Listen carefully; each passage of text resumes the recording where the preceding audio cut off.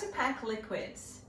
So there are some movers that won't pack them, but whether we're transporting them or the mover is, we want to make sure that the lids are completely secure. And I'm going to use a little bit of masking tape to secure the top. I'm going to put 2 pieces on to keep it in place.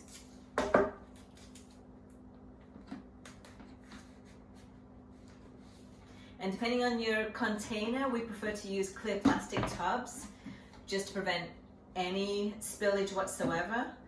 I may put them into something like this, but if I'm really concerned about how they're getting transported, I'm also going to put them into Ziploc bags. And I will double up on the bags as well. I would put, if I could get more than 1 bottle in a Ziploc bag, I'm going to put that in there too. I want to make sure that if I'm going to use a spray that it's set to lock. And again, I'm going to put masking tape over the nozzle. What we love about masking tape is it comes off really easily, because if we're doing the unpack, you're going to have to be taking off all of the tape as well.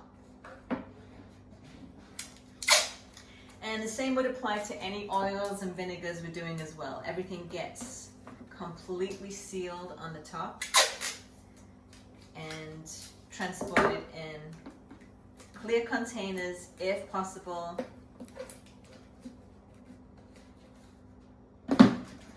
And of course, stored upright and transported upright. I would also use some packing paper around here just to keep it all secure. And that's how we pack and transport liquids.